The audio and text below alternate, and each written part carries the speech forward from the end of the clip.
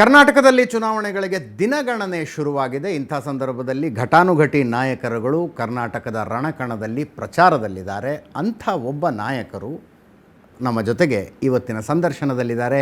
ಹಿರಿಯ BJP ಮುಖಂಡರು, ಈ ದೇಶದ ಗೃಹ ಸಚಿವರು ಆದ अमित शाह ಅವರು. अमित शाह जी, स्वागत है आपको इंटरव्यू में. माहौल क्या लग रहा है अमित शाह जी? बहुत अच्छा माहौल है. 6-7 बार आ चुके हैं अभी. नहीं, मेरा टोटल ये 17वां दिन है. 2.5 महीने में गिने तो मैं पूरे कर्नाटक का लगभग मेरा दौरा हो चुका है. ज़्यादातर जिलों में गया हूँ. क्षेत्र तो सारे हुए हैं. निश्चित रूप से भारतीय जनता पार्टी पूर्ण बहुमत के साथ हम जीतेंगे इस बार. जब BJP के हर नेता ये बात बोलता है तो मुझे तर्क समझ में नहीं आ रहा है. पूर्ण बहुमत का तर्क क्या होता है? 2013 येडियुरप्पा को CM बनाने के लिए चुनाव हुआ. 2018 में एंटी इनकम्बेंसी था कांग्रेस के खिलाफ. इस बार हमें एक इशू लेस, नरेटिव लेस चुनाव लग रहे हैं. एज अ जर्नलिस्ट हमें तो लग रहा है. आप इसको मैक्रो दृष्टि से देखते हो और परंपरागत ट्रेडिशनल इलेक्शन एनालिसिस के तरीकों से देखते हैं. मोदी जी के 9 साल के कार्यकाल में पूरे देश भर के अंदर एक नई जाति खड़ी हुई है. वो जाति का नाम है लाभार्थी का जाति. अच्छा, द बेनिफिशियरीज. कर्नाटक के अंदर लगभग 4,10,000 लोगों को रहने का घर मिला है. मैं उसमें से कुछ लोगों को मिला हूँ सभा के बाद. अच्छा. वो कहते हैं कि 7वीं पीढ़ी के बाद हमारे पास किसी का घर आया, विशेष कर वंजारा कम्युनिटी. 7वीं पीढ़ी के बाद घर आया है. कर्नाटक के अंदर लगभग जल जीवन मिशन के तहत 43 लाख परिवार है जिनके जीवन में पहली बार टैप वाटर आया है, नल से जल आया है और शुद्ध पीने का पानी आया है. कर्नाटक के अंदर 48 लाख परिवार ऐसे हैं जिनके पास 70 साल से शौचालय नहीं था, पहली बार शौचालय आया है. और किसान सम्मान निधि लगभग 54 लाख किसानों को हर साल 10,000 रुपया सीधा कोई कमीशन के बगैर बैंक अकाउंट में ट्रांसफर हो जाता है. गैस का सिलेंडर 37 लाख महिलाओं को कर्नाटक के अंदर मिला है. और आयुष्मान भारत योजना 1.38 लाख 1.38 करोड़ मतलब 1.38 करोड़ लोगों को 5 लाख तक के स्वास्थ्य का कोई खर्चा ही नहीं करना पड़ता. मैं इसमें से ओवरलैपिंग को निकाल लूं तो भी कर्नाटक के 2 करोड़ लोगों को ये फायदा मिलता है. कर्नाटक के अंदर लगभग 3 करोड़ लोगों को फ्री ऑफ कॉस्ट अनाज प्रति व्यक्ति प्रति माह 5 किलो मिलता है. आप लोग जब मैक्रो रूप से देखते हो सोसाइटी को, लिंगायत, वोकलिगा, OBC, मुस्लिम, दलित, ट्राइबल, इस तरह से देखते हो तो आपको नहीं दिखाई पड़ता है. भारतीय जनता पार्टी ये 9 साल में बहुत सारे नए क्षेत्रों में बार जीत रही है. मुझे लगता है आपको भी एक पॉलिटिकल एनालिसिस करने वाले जर्नलिस्ट है ना, तो इसका एनालिसिस करना पड़ेगा कि मणिपुर में हमारा 0.03% वोट था. आज दूसरी बार हमारी पूर्ण बहुमत की सरकार आई, 50% से ज्यादा वोट आया. असम जहां 37% माइनॉरिटी, मानते हैं कि माइनॉरिटी हमें वोट नहीं देती है, वहां पर हमारा 2 विधायक था. आज दूसरी बार पूर्ण बहुमत की सरकार आई. त्रिपुरा में 27 साल से कम्युनिस्टों की सरकार है, दूसरी बार हम जीते. उत्तर प्रदेश में हमारे 30-35 विधायक हुआ करते थे. तो इसके पीछे अगर आप ट्रेडिशनल राजनीतिक विश्लेषण के, पॉलिटिकल एनालिसिस के तरीकों को आप उठाओगे तो आपको ऐसा ही दिखाई पड़ेगा. परंतु मुझे मालूम है जब मैं भाषण करता हूं तब जिसको घर मिला है वो ताली बजाता है, गैस मिला है उसमें ज़्यादा मिलती है, शौचालय में सबसे ज़्यादा मिलती है, अनाज में इससे भी ज़्यादा मिलती है. तो मालूम पड़ता है कि इसके लाभार्थी जनता में बैठे, सामने बैठे हैं. और एक अलग प्रकार की जाति की निर्मित हुई है जो आप लोगों के काउंटिंग में नहीं है, मुझे मालूम है। जो विकास ही मुद्दा है कर्नाटक में। नहीं, ढेर सारे मुद्दे हैं। सर्जिकल स्ट्राइक से भी वो खुश है, दुनिया में भारत के दबदबे से भी वो खुश है, अंतरिक्ष में भारत की सिद्धियों से भी वो खुश है। आपको नहीं लगता? और कांग्रेस को वोट देने का कारण क्या है? चलिए मैं आपको काउंटर पूछता हूं, मुझे तो नहीं दिखाई पड़ता कोई। कर्नाटक के मतदाता हमेशा सत्ता बदलते आए हैं, हर 5 साल में एक ऐसा बार। नहीं है। नहीं है। कई बार यहां पर जनता दल की सरकार 2-3 बार बार आई है। ऐसा नहीं है। कांग्रेस की सरकार भी 4 बार कंटिन्यूअसली आई है। ये जो आंकड़े आपने बताए, आपके कर्नाटक के कोई नेता नहीं बोलता है। यहाँ तो इशू कुछ और है नहीं, बीजेपी ऐसा नहीं है। वो कॉन्स्टिट्यूंसी का नेता अपनी कॉन्स्टिट्यूंसी की लाभार्थी की सूची लेकर घूमता है। मैं अभी 17 कॉन्स्टिट्यूंसी का मीटिंग करके आया, सबके हाथ में सूची है, हमारे इंचार्ज के पास है, बूथ वाइज है, वो उसका कांटेक्ट करता है। लिंगायत वोट बैंक की टेंशन हो रही है शायद आपको? जरा भी टेंशन नहीं है। कांग्रेस ने ऐसा क्या किया है जिसे लिंगायत उनको वोट देंगे? 2 ही लिंगायत मुख्यमंत्री 70 साल में कांग्रेस ने दिए और दोनों को अपमानित करके निकाल दिया। एक को इंदिरा जी ने किया और वीरेंद्र पाटिल जी को राहुल गांधी जी, राजीव गांधी जी ने एयरपोर्ट पर ही निकाल दिया। हमारे मुख्यमंत्री ही लिंगायत है। येदुरप्पा जैसा टालवट लीडर हमारे पास है। हमारा एक स्टॉन्च बॉन्डिंग है। Question does not arise Lingayat में कोई छेद होने का।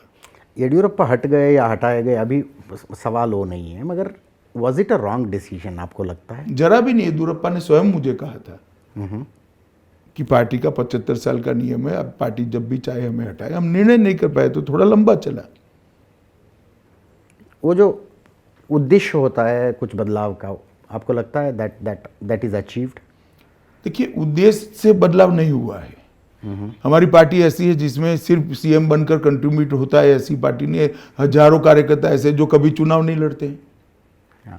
और हमारे बड़े नेता होते हैं, कुशाभाऊ ठाकरे जी कभी चुनाव नहीं लड़े, हमारे राष्ट्रीय अध्यक्ष थे।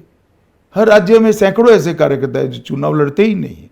इट डजंट मीन कि उनका कंट्रीब्यूशन नहीं है। येदुरप्पा जी ने स्वयं विधानसभा में कहा था कि आप खुश मत होइए, कांग्रेस को कहा था कि मैं इस बार भी आपको हराऊंगा, अगले बार भी अगर हराने आऊंगा। एक स्पिरिट के साथ येदुरप्पा जी हमारी चुनाव की नेतृत्व कर रहे हैं। लक्ष्मण सवदी और जगदीश शेट्टर जैसे नेता छोड़ के जाना, आपको नहीं लगता दोनों अपनी सीट पर 30,000 से ज्यादा मार्जिन से हारने वाले? टिकट फ्रॉम मी, और काउंटिंग के बाद मुझे फोन करना। मैं हुबरी के संगठन को 90 के दशक से जानता हूं। हुबरी व्यक्तियों को वोट नहीं देता है, पार्टी को वोट देता है। नहीं, आपको भी पता है कि हुबली सेंट्रल में जगदीश शेट्टर हारेंगे कि जीतेंगे, सवाल वो नहीं है। बाकी कॉन्स्टिट्यूएंसी में मतदाताओं पर क्या प्रभाव होगा, सवाल हो। ऐसे नहीं होता। मतदाताओं पर ऐसा भी प्रभाव होता है कि एक व्यक्ति को इतनी बार विधायक बनाए, इतनी बार उप मुख्यमंत्री बनाए, इतनी बार मुख्यमंत्री बनाए, लीडर ऑपोज, एक बार टिकट नहीं दी, और अब विपक्ष के साथ आइडियोलॉजी के बगैर भारतीय जनता पार्टी का कार्यकर्ता कांग्रेस में जा ही कैसे सकता है अगर वो आइडियोलॉजी बेस्ड कार्यकर्ता है, सेल्फिश नहीं है तो तभी जा सकता है जब अपने स्वार्थ के लिए राजनीति में तो अपने आप को एक्सपोज कर लिए हैं। जनता ये भी तो देखती है। जनता पत्रकारों की तरह नहीं होती है, जनता व्यक्ति का कैरेक्टर देखती है। गड़बड़ कहाँ पे हुआ? मतलब कम्युनिकेशन में कुछ प्रॉब्लम हुआ? ना, जरा भी नहीं। तय किया था पार्टी ने कि आपको नहीं लड़ाना है, उनको बताया नहीं गया था? बताया गया, मैंने स्वयं बताया कि आपको नहीं लड़ाना है, आपको पार्टी का काम करना चाहिए येदुरप्पा जी की तरह। कोई गड़बड़ नहीं हुई, वो हजम नहीं कर पाए निर्णय को। गड़बड़ का क्या सवाल है? और ढेर सारे लोगों के टिकट नहीं होते हैं, गड़बड़ नहीं है। जगदीश शेट्टर ज्वाइन होते ही कांग्रेस ऐसे बिहेव करने लगी कि उनको बहुत बड़ी ताकत मिल गई। यही इनका दिवालियापन है कि इनके पास नेतृत्व ही नहीं है। अगर भाजपा से कोई आएगा तो ही वो जीतेंगे, वो उन लोगों ने तो स्पष्ट कर दिया शुरू में, चुनाव के शुरुआत में ही स्पष्ट कर दिया कि हमारा नेतृत्व तो जीता नहीं पाता था भाई। ओ चलो अब जगदीश शेट्टर और ये आ गए सऊदी साहब तो हम जीत जाएंगे। इट मीन्स कि आप नहीं जीता पाते हो। लक्ष्मण सवदी एमएलए थे, जगदीश शेट्टर सिर्फ एमएलए बनकर क्या करते थे? उन्होंने बता दिया था कि मैं बोमई के नीचे मिनिस्टर बन के मिनिस्टर नहीं नहीं बनूंगा। तो पार्टी ने फैसला लिया। ये पूरे 5 साल सऊदी एमएलसी थे। आपने लाभार्थियों के लिस्ट पढ़ रहे थे, किन किन योजनाओं में कितने लाभार्थी हैं, मगर आपके खिलाफ कांग्रेस कंप्लेंट दर्ज की है कि आपने लोगों को डरा रहे हैं कि कम्युनल क्लैशेस हो जाएंगे अगर कांग्रेस आ जाएगी। उसकी ज़रूरत क्या थी अमित शाह जी? नहीं, मैं डरा नहीं रहा भाई, मैं वास्तविकता बता रहा हूँ। इस देश के कम्युनल क्लैशेस का इतिहास निकाल लो। 90% कम्युनल क्लैशेस कांग्रेस के शासन में हुए। आपको भी आंकड़ों का स्टडी करना चाहिए। 90%। अच्छा, तो आपको ये उनका रिकॉर्ड है, मैं रिकॉर्ड बताता हूं जनता को। तो आप कर्नाटक की इसमें जनता डराने की क्या जरूरत है? डरे कोई नहीं डरता इससे। चेतावनी दे रहे हैं आप कर्नाटक ना, के मैं लोगों बता रहा हूं। तो उस कंप्लेंट को एक लेके कंप्लेंट के लिए क्या कहेंगे? अब कंप्लेन अथॉरिटी के सामने करिए, अथॉरिटी विल डिसाइड। मुझे पूछेंगे तो मैं जवाब दूंगा कि मेरी मंशा क्या थी। कांग्रेस को कॉन्फिडेंट है उनके गारंटी स्कीमों के ऊपर। 5वां गारंटी कल ही राहुल गांधी देखिए, जी ने गुजरात announce में किया। गारंटी कार्ड बांट रहे थे, यूपी में बांटे थे, उत्तराखंड में बांटे थे, आसाम में बांटे थे, मणिपुर और त्रिपुरा में भी बांटे थे। इससे भी अच्छे अच्छे गारंटियां दी थी। जिस पार्टी का इमेज ना हो, इसकी गारंटी को कौन मानेगा बताइए?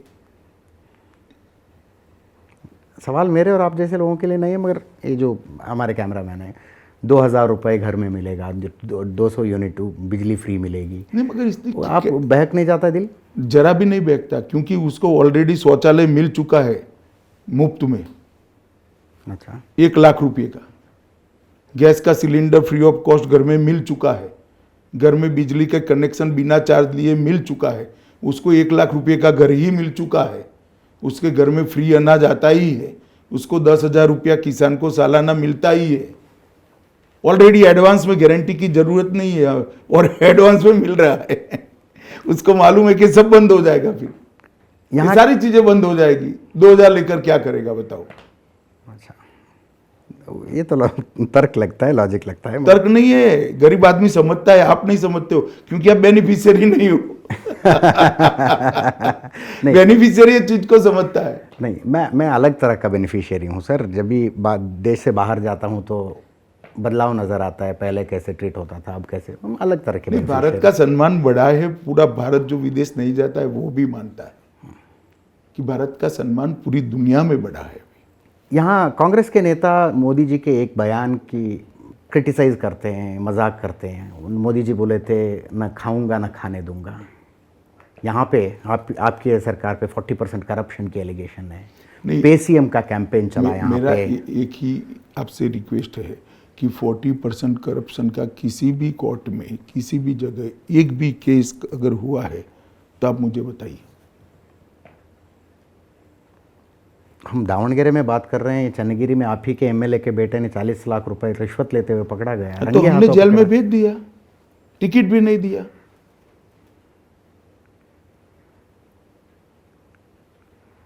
फ्रेज बनाना बहुत सरल है, जनता ऐसे नहीं मानती भाई। जनता सोचती है, क्योंकि रोज अनुभव आता है। करप्शन एक मुद्दा नहीं है आपके हिसाब से कर्नाटक के? हमारी सरकार के खिलाफ नहीं है करप्शन। मुद्दा कांग्रेस अध्यक्ष और बाकी के लोगों के सामने जो एलिगेशन है इसका है। अगर डेवलपमेंट पे इतना ही भरोसा था तो ये रिजर्वेशन के डिसीजंस इतने जल्दी जल्दी में लिए गए हैं? नहीं, जल्दी जल्दी में नहीं लिए, जरूरत थी उनके? लेट लिए हैं। नहीं, चुनाव के इतने जल्दी में ना, जल्दी नहीं लिए हैं, लेट लिए हैं। बहुत लेट हो गया, जल्दी ले लेना चाहिए था। इस देश का संविधान, इस देश का कॉन्स्टिट्यूशन धर्म के आधार पर रिजर्वेशन की मान्यता ही नहीं देता है। अगर 4% रिजर्वेशन धर्म के आधार पर मिला है माइनॉरिटी को, तो वो रद्द हो जाना चाहिए, और हमने कर दिया। थोड़ा लेट हो गया, ये बात सही है आपकी। 1 साल पहले करना चाहिए था। मामला सुप्रीम कोर्ट में है, और ठीक है, सुप्रीम कोर्ट इस पर विचार करेगी। ये रिवर्स तुष्टीकरण लगता है कि कुछ लोगों को। वो 4% रिजर्वेशन दे के तुष्टीकरण कर रहे थे, आप उसको छीन के तुष्टीकरण कर रहे हैं। ऐसा है, देना या लेना दोनों चीजें संविधान के आधार पर होनी चाहिए। मैं और आप दोनों एक बात पर एग्री होंगे कि संविधान के आधार पर देश चलना चाहिए।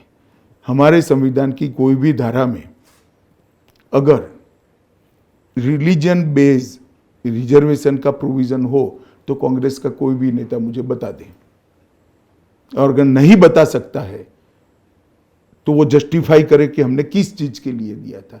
इसको तुष्टीकरण कहते हैं। हमने तो करेक्ट किया है।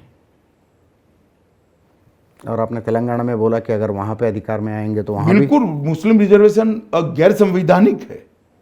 ओबीसी जातियां जो होती है, मुसलमानों में ओबीसी जातियां होती है, उसको रिजर्वेशन मिलना चाहिए। मुस्लिम एज सच नहीं मिलना चाहिए, हिंदू एज सच नहीं मिलना चाहिए, क्रिश्चियन एज सच नहीं मिलना चाहिए। कोई कास्ट अगर बैकवर्ड है तो उसको मिलना चाहिए, मगर मुस्लिमों को रिजर्वेशन देंगे, हिंदुओं को रिजर्वेशन देंगे। कल को तो कोई सरकार आएगी कि सारे हिंदुओं को रिजर्वेशन, चलो कर सकते हैं क्या? नहीं कर सकते हैं। सवाल तो आपका ये है कांग्रेस को पूछने का कि आपने करा कैसे था। वो तो क्रेडिट लेते हैं उनका। तो मैं यही कहता हूं, इसी को तुष्टीकरण कहते हैं। 4% मुसलमानों को मुसलमानों का रिजर्वेशन लेके आप उक्कलिगा को 2% और लिंगायत को 2% दे रहे हैं। नहीं, ऐसा है, आप पूरी चीज को समझे ही नहीं है।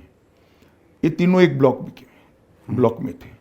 4% रद्द किया तो बाकी की 2 ब्लॉक को 2% मिल गया। हमने किसी का बढ़ाया नहीं, बाय डिफॉल्ट बढ़ा है। मगर हाँ, 2% वोकलिगा का और 2% लिंगायत का बढ़ा है। अभी कांग्रेस परसों सिद्धरामैया बोल रहे हैं कि वो अधिकार में आएंगे तो 70% तक रिजर्वेशन की रेंज बढ़ा देंगे। देखिए, आपको भी मालूम है, मुझे भी मालूम है, सुप्रीम कोर्ट का 9 जजों का एक जजमेंट है, 9 जज की बेंच का, कि नहीं कर सकते हैं। कौन मानेगा सिद्धरामैया जी की बात को? उनको भी मालूम है, मगर वो नाराज है तो ऐसी ऐसी चीजें बोलते रहते हैं। कुछ चीज़ें ऐसे भी बोले हैं कि लिंगायत मुख्यमंत्री के बारे में वो भी सोच समझ कर ही बोले हैं। सोच समझकर। हाँ, वो नाराज है तो नाराजगी व्यक्त कर रहे हैं अपनी। इससे थोड़ी ना कांग्रेस का फायदा है। और खरगे जी का स्टेटमेंट कैसे देखते हैं आप? जहरीला सांप बोले प्राइम देखिए, कोई खरगे जी पर नहीं है, कांग्रेस के सारे नेता मोदी जी के खिलाफ इतनी नीचे स्तर की भाषा का उपयोग करते हैं। एक जमाने में सोनिया जी ने मोदी जी को खून का सौदागर कहा था, मौत का सौदागर कहा था। प्रियंका जी ने उनको नीची जाति का बता दिया था। ये आपके कांग्रेस के कोई एमपी है, हरिप्रसाद बीके, उन्होंने कुछ कहा था। मणिशंकर अय्यर ने कुछ कहा था, खरगे जी ने कहा। मगर जब भी कहा है वो चुनाव निश्चित रूप से हम जीते हैं, तो मुझे तो एक शुभ संकेत दिखाई पड़ता है। टोटल। और इन्होंने विड्रॉ भी किया शायद। हाँ, उनको मालूम पड़ गया है कि पब्लिक में बहुत रिएक्शन। चुनाव का ये डिस्कोर्स का स्तर बढ़ना चाहिए। We deserve a better discussion in elections, we as a voter. नहीं, मैं मानता हूं, मगर अकेली भारतीय जनता पार्टी नहीं कर सकती है, सभी ने बढ़ाना पड़ेगा। कार्यकर्ताओं में जोश कम दिखाई दे रहा है, ऐसा कोई सवाल ही नहीं है भाई। मैं तो घूम कर आया, आपके कैमरामैन भी वहाँ होते होंगे, विजुअल देख लीजिएगा। मैं कभी उदगिरी में कौन सा यादगिरी ऐसा रोड शो सोच ही नहीं सकता। हाँ, पॉलिटिशियंस को पता लग जाता है लोगों को रिएक्शन देके कि माहौल कैसा है। कभी सकलेशपुरा में जो रोड शो हुआ, मैं सोच ही नहीं सकता। हसन की सकलेशपुरा सीट है, इस पर ऐसा रोड शो हो सकता है। मेरे पास तो स्टेटिस्टिक है भाई, सीटों का बैकग्राउंड भी मैं जानता हूं। बहुत कुछ और ये दोनों सीटों पर मैंने पहले कार्यक्रम किए हैं। अच्छा, यादगिरी में भी किया है, सकलेशपुरा में भी किया है, और इस बार भी कर आया हूं। बहुत कॉन्स्टिट्यूएंसीज ऐसे हैं डिसिडेंट्स का आपको थोड़ा सरदर्द हो सकता है। देखिए, ये तो सभी पार्टियों का सरदर्द है, परंतु भारतीय जनता पार्टी की वोट बैंक आइडियोलॉजी और नरेंद्र मोदी के साथ जुड़ी हुई है। बहुत लोग नाराज हो गए जिनको टिकट नहीं मिला और जिनको टिकट रिजेक्ट हो गया, सिटिंग एमएलएस। नहीं, स्वाभाविक है, नाराज होंगे। ये तो बहुत स्वाभाविक प्रक्रिया चुनाव के वक्त होती है, और हर पार्टी को फेस करनी पड़ती है। तो चुनाव पर असर नहीं होगी पार्टी? कांग्रेस में ज्यादा नाराजगी हुई, क्या होगा बताओ तो? रिबेल भी ज्यादा है उनके, स्वयं कांग्रेस के बड़े नेता सिद्धरामैया जी भी नाराज है, अब क्या करेंगे बताइए? मोदी उनके स्टेटमेंट को सिर्फ आप एनालिसिस कर कर हर रोज एशिया नेट पे बताइए कि इनका आपका एनालिसिस क्या है इनके स्टेटमेंट का। 7 दिन के 7 स्टेटमेंट और आपका एनालिसिस बताओ। एक मेरे इंटरव्यू के बाद बताना जरा कार्यक्रम करके half an hour programme on Siddaramaiah statement. वो तो करते रहते हैं, आपके लोग भी ऐसे स्टेटमेंट करते हैं। आज यत्नाल जी बोल दिए विश्वकन्या सोनिया वो गांधी ठीक जी है, को। वो सोनिया जी के लिए बोले, सोनिया ये जी तो के लिए। कांग्रेस को नुकसान करने वाले 7 दिन एक स्टेटमेंट दिए हैं। दिक्कत कांग्रेस को ये होती है, वो बार बार सवाल भी पूछती है कि मोदी को इतना बार क्यों लेके आते हो आप कर्नाटक में? This is not a parliament election, this is विधानसभा चुनाव है। एक बात समझ लीजिए, लोकतंत्र में चुनाव डेमोक्रेसी का सबसे बड़ा उत्सव होता है। नरेंद्र भाई देश के प्रधानमंत्री है और देश में कहीं पर भी चुनाव हो उनको जाना चाहिए। कांग्रेस को आदत पड़ी है मनमोहन सिंह की, जिनकी सभा ही नहीं हो सकती थी। अब हम क्या कर सकते हैं बताइए? मोदी जी को लोग सुनने आते हैं तो जाते हैं, मनमोहन सिंह जी को कोई सुनने नहीं आता था तो नहीं जाते थे। डेवलपमेंट की बात कर रहे थे आप अमित शाह जी। हम दावणगेरे में बैठे हैं, पानी का बहुत दिक्कत है यहाँ पे, महदाई। आप बोल रहे बहुत कुछ किया है हमने, कांग्रेस वाले बोले कुछ भी नहीं हुआ है। महदाई, कलसा बंडोरी जो गोवा के साथ लड़ रहे हैं हम। देखिए ऐसा है कि मैं क्या कह रहा हूँ, कांग्रेस क्या कह रहा है, इसका कोई महत्व नहीं है। जो हुआ है वो रिकॉर्ड पर हुआ है। महदाई में डिस्प्यूट लगभग रिजोल्व हुआ है, पूरी दुनिया जानती है। कलसा बंडूरी का भी काम हो चुका है, अपर कृष्णा का भी काम हो चुका है, सब लोग जानते हैं। जेडीएस ये कहती है कि ये सब अगर समस्याएं खत्म होना चाहिए तो रीजनल पार्टी ही आना चाहिए, नेशनल पार्टी से कुछ नहीं होगा, क्योंकि उनको हर पार्टी के लिए गोवा में भी कुछ इंटरेस्ट होता है, कर्नाटक में भी कोई इंटरेस्ट होता है, तमिलनाडु और कर्नाटक में इंटरेस्ट होता है। नहीं, मगर जब डिस्प्यूट 2 राज्यों के पास है तो रीजनल पार्टी कैसे रिजॉल्व करेगी? क्योंकि they don't have anything to lose in other state. मगर दूसरा स्टेट मानेगा ही नहीं, कैसे रिजॉल्व कैसे होगा? झगड़ते रहो। उनका अपना स्टेटमेंट ही ऐसा है कि वो परिणाम नहीं ला सकते। मैं ऐसा नहीं मानता, वो ऐसा मानते हैं। वो मानते हैं। हम सब बेंगलुरु में रहते हैं तो देखिए साहब, पूरी कर्नाटक की जनता अब जान चुकी है कि जेडीएस को वोट मतलब कांग्रेस को वोट। जेडीएस कैसे सरकार बना सकती है बताओ? जेडीएस तो नहीं बन, हाँ फिलहाल माहौल तो ऐसा नहीं है। माहौल नहीं है, सीटें भी नहीं है, हाँ, तो सरकार कैसे बना सके? आपके साथ मिलकर कर सकती है। हम नहीं करेंगे, तय है। लास्ट टाइम क्या हुआ? लास्ट टाइम आप थोड़ा देरी से पहुंचे देवेगौड़ा। नहीं, हमने ऑफर ही नहीं किया है। आपके एक एमएलए भरी सभा में बोल रहे हैं अमित शाह जी कि मोदी जी और देवेगौड़ा जी के बीच में बातचीत हुआ है, जेडीएस को वोट देने के बजाय बातचीत नहीं हुआ, अच्छे संबंध है। ऐसा कहा मोदी जी तक के तो सबसे अच्छे संबंध है। आप जाओ, आपको भी चाय पिलाएंगे, पिलाना भी चाहिए। फिर डेवलपमेंट पे आता हूँ मैं। बेंगलुरु से आते हैं हम सब लोग। बारिश हो जाती है तो बाढ़ आ जाती है अमित शाह जी बेंगलुरु में। 28 कॉन्स्टिट्यूएंसीज है वहाँ पे। इंफ्रास्ट्रक्चर का प्रॉब्लम है। देखिए, ये जो आप बात कर रहे हैं बहुत अच्छा आपने पूछा है। बेंगलुरु को जिस प्रकार से इसका इंफ्रास्ट्रक्चर का डेवलपमेंट होना चाहिए था वो नहीं हुआ है, वो वास्तविकता है। परंतु ये लेगेसी प्रॉब्लम है।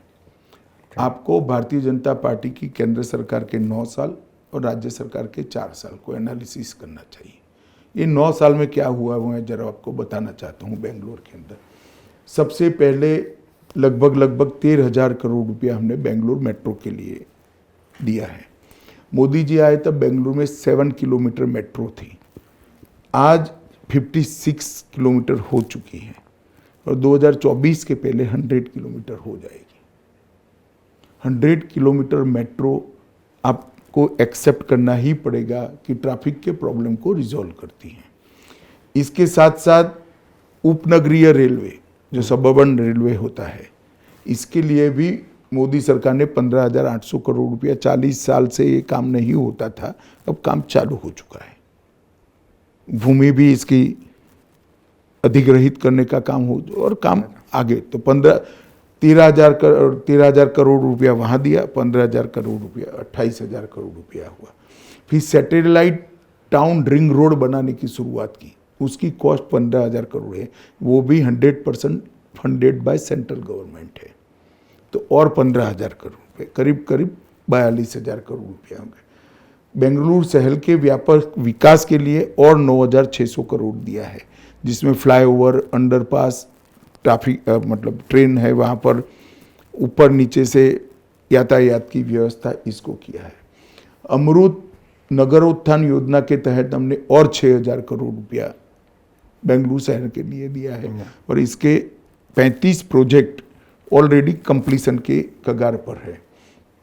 कावेरी जल आपूर्ति योजना के तहत बेंगलुरु शहर के पीने के पानी के लिए 5500 करोड़ रुपया भारत सरकार ने दिया है। बाढ़ मुक्त बेंगलुरु के लिए 1813 करोड़ रुपया हमने दिया है, कर्नाटक सरकार बेंगलुरु कॉरपोरेशन निकालेगी, तो ये लगभग 5,000 करोड़ रुपया होता है। और बेंगलुरु ग्रामीण से मांड्या का नेशनल हाईवे, इसका निर्माण 1,900 करोड़ रुपये से हमने शुरू किया है। बेंगलुरु का नया हवाई अड्डा और नया टर्मिनल हमने बना दिया 1,500 करोड़ रुपया से खर्चे से। कुल मिलाकर 75,000 करोड़ रुपया हमने ये 9 साल के अंदर बेंगलुरु के लिए खर्च करने का शुरू कर दिया है। काफी कुछ खर्च कर चुके हैं, परंतु आपकी बात सही है, ये लेगेसी प्रॉब्लम है। मेरा इतना ही कहना है कि हमने हमारे समय में जो हमें समय मिला एज अ सेंट्रल गवर्नमेंट और एज अ स्टेट गवर्नमेंट, तो 9 साल वहाँ और 4 साल यहाँ, इसमें हमने जरा भी कोताही नहीं की है। हमने प्लानिंग भी किया है, बजट भी दिया है और प्लानिंग को इम्प्लीमेंट भी किया है। एक सवाल का जवाब मैं थोड़ा डिटेल में जानना चाहता हूँ अमित शाह जी। बेंगलुरु सिटी को छोड़ के या ग्रेटर बेंगलुरु को छोड़ के ओल्ड मैसूर के बाकी सब जिलों में आपका परफॉर्मेंस इतना क्यों लो रहा है? और इस बार दिखाई दे रहा है कि बीजेपी बहुत स्ट्रगल कर रही है वहाँ पे। आप स्ट्रगल नहीं कर रहे हैं, स्ट्रगल टू विन नहीं, सुनिए ना, मेहनत कर रहे हैं। हाँ, मेहनत, अच्छा। स्ट्रगल देखिए, स्वाभाविक रूप से ट्रेडिशनली ये जेडीएस और कांग्रेस के बीच में वहाँ लड़ाई होती थी। हमने मेहनत कर 4 साल में हमारा संगठन वहाँ बढ़ाया है। मेरी सबसे पहली रैली अगर कर्नाटक चुनाव में 2 महीने पहले हुई तो मांड्या में हुई थी, बहुत सफल रैली थी। मोदी जी भी मांड्या में चुनाव के पहले रैली कर चुके हैं और हम इस बार ढंग से वहाँ कॉन्सेंट्रेट कर अशोक को लड़ने के लिए भी, या सोमन्ना को लड़ने के लिए हम कॉन्सेंट्रेट कर लड़ रहे हैं। वो क्या राजनीति थी? कोई राजनीति नहीं।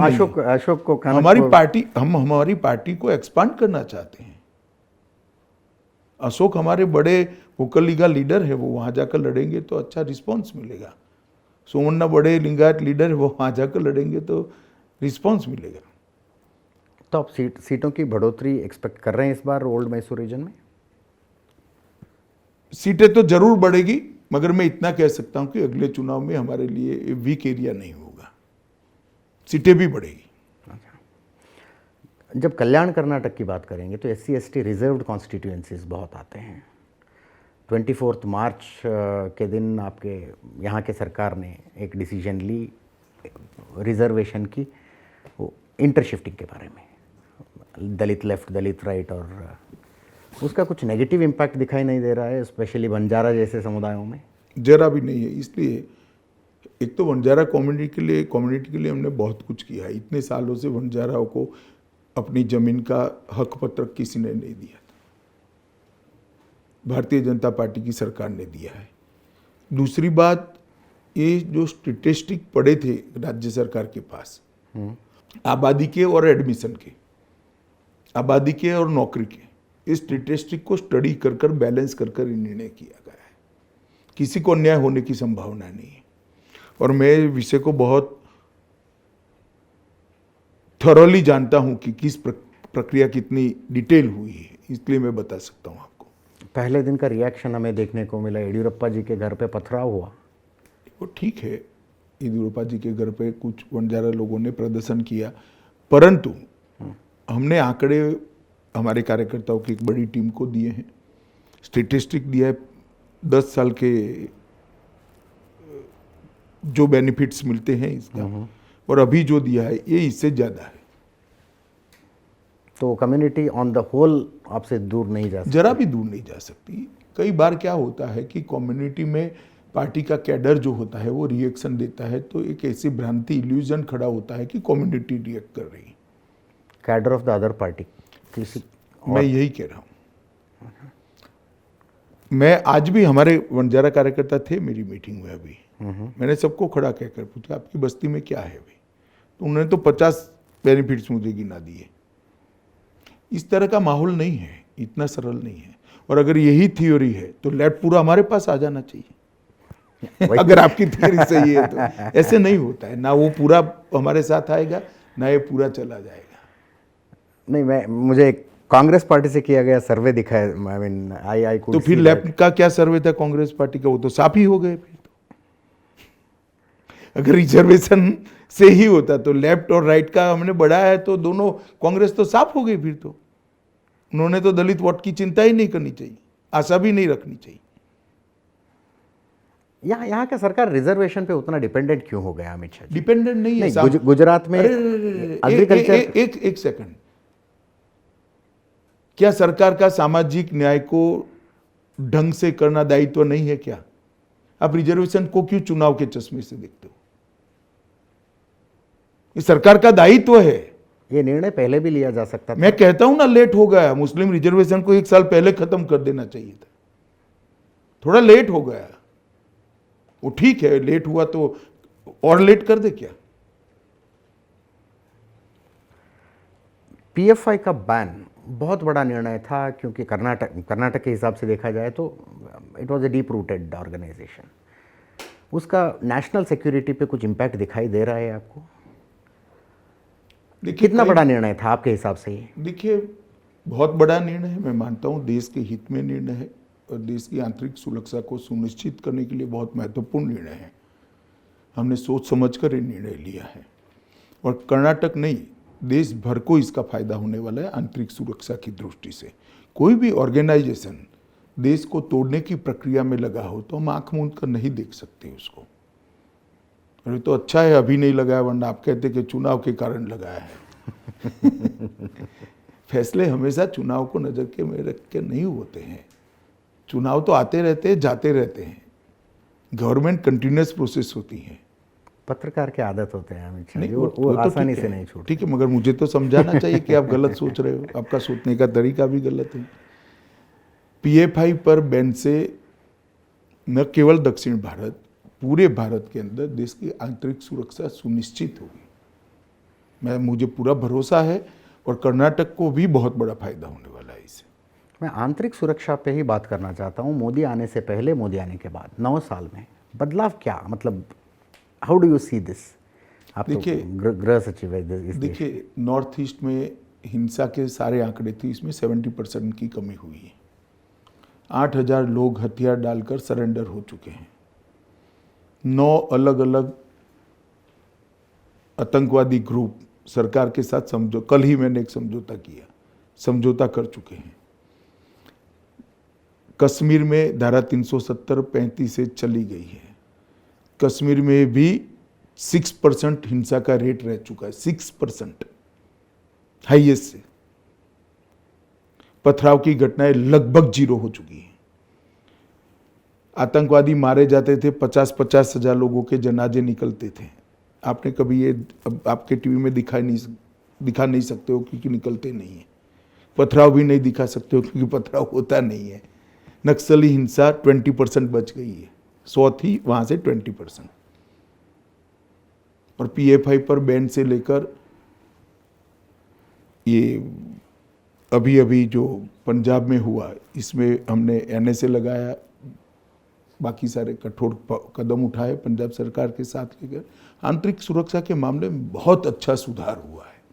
इस बीच सतपाल मलिक का एक statement how do you see that, कैसे देखते हैं उसको? देखिए, इस स्टेटमेंट को अगर सतपाल जी गवर्नर रहते हुए देखते तो इसकी क्रेडिबिलिटी थी। अगर ये देश के विरुद्ध का कोई काम उनको नजर में आया तो उन्होंने क्यों नहीं बोला उस वक्त? अच्छा, आपको पूछना चाहिए उनको कि साहब उस वक्त क्यों नहीं बोले? आप तो राष्ट्रभक्त व्यक्ति हो, और राष्ट्रभक्ति अचानक 7 साल के बाद क्यों जागी है, जबकि चुनाव आया है? तो आपको लगता है कि देश सुरक्षा के विषय में भी पॉलिटिक्स बहुत चलता है? ऐसा नहीं है। देश की जनता इस तरह के स्टेटमेंट से ना प्रभावित हो। देश की जनता को वास्तविकता मालूम है। नॉर्थ ईस्ट में अभी 3 चुनाव थे, तीनों चुनाव में हम जीत गए। भारतीय जनता पार्टी रिपीट हुई। तो लोगों को मालूम है कि आंतरिक सुरक्षा अच्छी है। नेशनल इश्यूज कुछ और होते हैं, स्टेट इश्यूज कुछ और होते हैं। बीजेपी पे आरोप यह है कि नेशनल इश्यूज को स्टेट इलेक्शन में लेके आते हैं। वो मोदी सेंट्रिक इलेक्शन करना चाहती है, प्रेसिडेंशियल टाइप इलेक्शन करना चाहती है। नहीं, मोदी जी हमारे नेता है। मोदी जी की लोकप्रियता का हमें फायदा होगा ही होगा, और होना भी चाहिए। परंतु मैंने अभी बेंगलोर का पूरा डेवलपमेंट, आपने पूछा तो आपको गिना दिया। ये सेंटर का इश्यू है क्या? मैंने इतने सारे लगभग 5 करोड़ बेनिफिशियरी की सूची आपको बताई। ये कर्नाटक के बाहर के नहीं, कर्नाटक की बाउंड्री में है। मैं अभी जहाँ बैठा हूँ वहीं का आपको बता दूँ। मानो कितने बड़े निर्णय कर्नाटक के लिए हमने किए। New Mangalore port authority 3800 crore रुपया हमने दिया है। 10 लेन बेंगलुरु मैसूर एक्सप्रेसवे 8000 करोड़ रुपया दिया है। बेंगलुरु चेन्नई एक्सप्रेसवे 17,000 करोड़ रुपया दिया है। बेंगलुरु हैदराबाद एक्सप्रेसवे 31,000 करोड़ रुपया दिया है। बीदर कुलबर्गी बेल्लारी 7,600 करोड़ रुपया दिया है। Bengaluru Chennai Mysore high speed rail corridor को हमने मंजूर किया है। शिवमोगा और कलबुर्गी में नए एयरपोर्ट बन रहे हैं। हसन, विजयपुर, कोलार, रायचूर, इस सब जगह पे नए एयरपोर्ट प्लान किए हैं।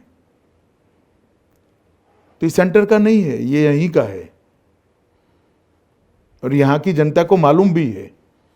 दक्षिण भारत के राज्यों में एक और इमोशनल इशू होता है अमित शाह जी, हिंदी इम्पोजिशन का। एनईपी मातृभाषा शिक्षण के लिए बहुत जोर दे रही है, ये सब। उसके बीच में समूह कर्नाटक में कोशिश चलती है कि बीजेपी को हिंदी पार्टी करके। कोशिश कुछ भी करे, कन्नड़ भाषा के लिए सबसे ज्यादा अगर किसी ने किया है तो भारतीय जनता पार्टी ने किया। IAS, IPS, all India service की सारी एग्जामिनेशन मोदी जी आने के बाद कन्नड़ में देने की शुरुआत हुई। हमने सारे एग्जामिनेशन के अंदर कन्नड़ को, सब भाषाओं को किएगा, अकेले कन्नड़ नहीं, शेड्यूल लैंग्वेज सारी करी। अभी CRPF के एग्जामिनेशन में कन्नड़ को इंट्रोड्यूस कर दिया। हमने तो कन्नड़ का व्याप बढ़ाया है। हमारा तो आग्रह है सभी स्थानीय भाषाओं में पढ़ाई लिखाई भी होनी चाहिए और अभिव्यक्ति भी होनी चाहिए। मगर एक बात मुझे बनाइए, प्रियंका गांधी यहाँ आएगी तो कौन सी भाषा में बोलेगी? हिंदी में। हिंदी में। तो फिर ये हिंदी इम्पोज कर रही है क्या? इम्पोज करना नहीं होता है। मैं गुजरात से आता हूं, कन्नड़ जानता नहीं हूं, तो मैं हिंदी में बोलूंगा भाई, बट नेचुरल है, स्वाभाविक है। नहीं, अब भारतीय जनता पार्टी की सरकार ने स्थानीय भाषाओं को बढ़ावा देने के लिए जितना किया है, इतना कोई सरकार ने आज़ादी के बाद नहीं किया है। मेडिकल की एग्ज़ाम हमने कन्नड़ में कर दी, गुजराती में भी कर दी, मराठी में भी कर दी, मतलब सारी ऑल शेड्यूल लैंग्वेजेस। फिर इंजीनियरिंग की एग्ज़ाम हमने कर दी। फिर IAS, IPS, all India services की एग्ज़ाम हमने कर दी। अब कांस्टेबल लेवल की एग्ज़ाम भी हमने सारी भाषाओं में कर दी। तो कन्नड़ माध्यम में पढ़ा हुआ, SSC पढ़ा हुआ व्यक्ति भी अब एग्ज़ाम दे सकता है, पहले नहीं दे सकता था। पहले सिर्फ हिंदी और अंग्रेजी में ली जाती थी, ये कांग्रेस के समय से हिंदी और इंग्लिश में ही ली जाती थी। अब मुझे बताइए ग्रामीण कन्नड़ लड़का कैसे एग्जाम देगा, वो जो कन्नड़ मीडियम में पढ़ा है, अब वो दे सकता है? ये तो हमने किया है भाई। अगर बीजेपी पूर्ण बहुमत से सरकार बनाती है तो मुख्यमंत्री कंटिन्यू होंगे कि बदलेंगे? नहीं नहीं, अभी तो चुनाव चल रहा है, ये मुख्यमंत्री है ही हमारे। हाँ। पहले एक बात स्पष्ट कर दो कि हमने मुख्यमंत्री के नेतृत्व में यही मुख्यमंत्री हमारा चुनाव को लीड कर रहे हैं। अब चुनाव के बाद जो सरकमटेंसेस होंगे, हमारी मेजोरिटी होगी, उस वक्त पार्टी विचार करेगी। सर्वेस तो बहुत करवाते हैं आप, कितने नंबर का उम्मीद है? देखिए, मैं सर्वे में हमेशा कार्यकर्ताओं का पर ज़्यादा भरोसा करता हूँ। ज़्यादातर चैनलों का सर्वे भारतीय जनता पार्टी के लिए ऐसा होता है, चुनाव होता है तब हमें पीछे दिखाते हैं, चुनाव बीच में आता है तो थोड़ा और इम्प्रूव हो गया, चुनाव के दिन हमें बरोबर करते हैं, एग्जिट पोल में जीत जाएंगे शायद ऐसा बताते हैं और अंत में हम जीत जाते हैं। आप सारे सर्वे का स्टडी करो, मैं तो राजनीति का विद्यार्थी हूं, मैं करता हूं। कितने सीटों का उम्मीद है सर?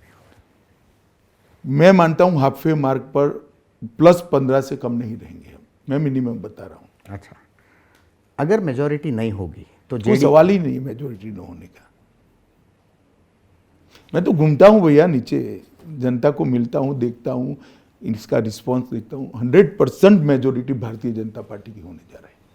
2018 में मैंने ही इंटरव्यू किया था अमित शाह जी, आपने यही वाक्य बोला था। नहीं ठीक है, हम कितना आए? 106 आए। 104। हाँ, सबसे बड़े हम थे। You are single largest. नहीं, 106 थे, हमारे ही 2 प्रत्याशी निर्दल थे, कुल मिलाकर 106 आए थे। हम 6 सीट दूर रहे थे, कोई ऐसा इतना बड़ा अंतर नहीं आया था। तो फिलहाल जेडीएस से कुछ सवाल? फिलहाल नहीं, कभी नहीं। मैं तो कर्नाटक की जनता को विनंती करना चाहता हूं कि जेडीएस को वोट मतलब कांग्रेस को वोट, आप आपका वोट तय करिए। ये डबल इंजन सरकार की प्लैंक लेके जा रहे हो आप, क्या होगा अगर सेंट्रल में कुछ और पार्टी की सरकार है, राज्य में कुछ और पार्टी की? मैं बताता हूँ क्या हो सकता है। मैं बताता हूँ। एक ही योजना, किसान समृद्धि योजना, हमने सिद्धरामैया जी से लिस्ट मांगा, ये अपने क्या नाम, जेडीएस के कुमारस्वामी जी से लिस्ट मांगा था पहले, सिद्धरामैया जी, किसान सम्मान का, किसान सम्मान निधि का। 17 लाख लोगों का लिस्ट भेजा था, आज वो 54 लाख है। उनको भय था कि मोदी जी का चेक अगर डायरेक्ट किसान के अकाउंट में जाएगा तो हमारी पॉसिबिलिटी कम हो जाएगी। समझ में आता है ना डबल इंजन सरकार का फायदा क्या है। इसी तरह से घर का लिस्ट भी बढ़ जाता है, इसी तरह से आयुष्मान भारत का लिस्ट भी बढ़ जाता है, बेनिफिशियरी का लिस्ट बढ़ता है, एक बट नेचुरल है। मानो केजरीवाल जी अभी आयुष्मान भारत योजना चालू नहीं करे क्योंकि डबल इंजन सरकार नहीं है, ममता बनर्जी चालू नहीं करे क्योंकि डबल इंजन सरकार ने, उनको भय है कि 5 लाख का स्वास्थ्य का बीमा मिल जाएगा तो थोड़ी तकलीफ होगी। अगर भाजपा सरकार होती तो भेज देती। कर्नाटक बीजेपी में आप गुजरात मॉडल लाना चाहते हैं क्या? गुजरात में जिस तरह की टिकट बांट होती है, गुजरात में जिस तरह टिकट डिनाई होता है, you want to experiment the same thing in Karnataka BJP? ऐसा है, भारतीय जनता पार्टी हमेशा टिकट में बदलाव करती है। हमारा 20% टिकट बदलने का रेशियो पहले से है। ये गुजरात का ये चर्चा चली यहाँ पे गुजरात मॉडल का। चर्चा जो चली, मैं आपको वास्तविकता बताता हूँ। आप कोई भी टिकट का लिस्ट उठाकर देख लो, 20% चेंज हम करते ही करते हैं। इस एक्सपेरिमेंट का कुछ अच्छा रिजल्ट हिमाचल में नहीं आया आपको?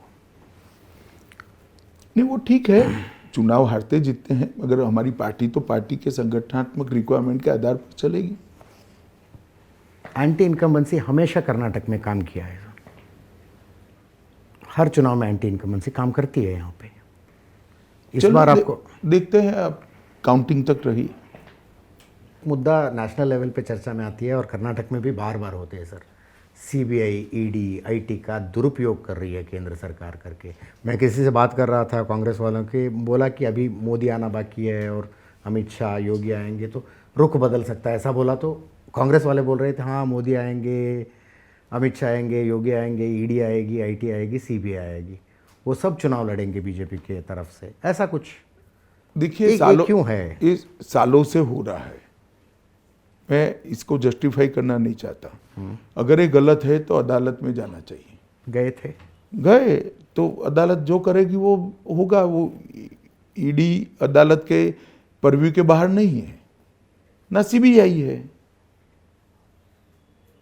उनके समय में भी ढेर सारे लोगों पर केस किए थे, सारे लोग अदालत में गए थे, कोई काले कपड़े पहनकर नहीं निकला था। चुनाव के नज़दीक आते ही डीके शिव कुमार का कुछ केस की डेवलपमेंट हो जाता अरे है। उनके पर 3 साल पहले केस हुआ था भाई। डीके शिव कुमार कहाँ चुनाव के नजदीक बात करते हो, कितने साल हो गए? 3-4 साल पहले हुआ था केस, तब से तो दाढ़ी बढ़ाई है। दाढ़ी उड़ाई है, लगता है उनका कुछ प्रतिज्ञा है। मालूम नहीं क्या है वो तो। क्योंकि तो बहुत साल हो गए, चुनाव के नजदीक नहीं हुआ है। 2024 लोकसभा चुनाव से पहले 3 और प्रमुख राज्यों के चुनाव होने वाला है सर। हमारे मजबूत राज्य हैं, हम अच्छा परफॉर्म करेंगे। अभी तो चुनाव की देर है, वहाँ पर नजदीक आएंगे तब बात करेंगे। परंतु 24 के चुनाव का मैं देश भर में दौरा करता हूँ, मैं नैरेटिव देख रहा हूँ और जनता का रिस्पांस भी देख रहा हूँ। 24 के चुनाव में हम फिर से एक बार 300 से ज़्यादा सीटों के साथ मोदी जी प्रधानमंत्री बनेंगे, सुनिश्चित है। मैं देश भर में घूमता हूँ और लोकसभा के चुनाव के लिए ही घूमना मैंने शुरू किया है अभी तो। अच्छा, इसलिए मुझे पल्स मालूम है। तो आपको यकीन है कि मई 13 को बीजेपी के लिए एक आशादायक दिन होगा, अच्छा दिन होगा? हाँ हाँ, अच्छा, हम निश्चित रूप से पूर्ण बहुमत के साथ सरकार बनाएंगे। बहुत अच्छा दिन होगा हमारे लिए। धन्यवाद अमित शा जी, इतने नमस्कार देर नमस्कार। ಇದಾಗಿತ್ತು ಕೇಂದ್ರ ಗೃಹ ಸಚಿವ ಅಮಿತ್ ಶಾ ಅವರ ಜೊತೆಗಿನ ವಿಶೇಷ ಸಂದರ್ಶನ. ಇನ್ನೊಂದು ಕಾರ್ಯಕ್ರಮದೊಂದಿಗೆ ನಿಮ್ಮೆದುರಿಗೆ ಮತ್ತೆ ಬರ್ತೀನಿ. ನೇರ, ದಿಟ್ಟ, ನಿರಂತರ ಸುದ್ದಿಗಾಗಿ ನೋಡ್ತಾ ಇರಿ ಏಷ್ಯಾನೆಟ್ ಸುವರ್ಣ ನ್ಯೂಸ್.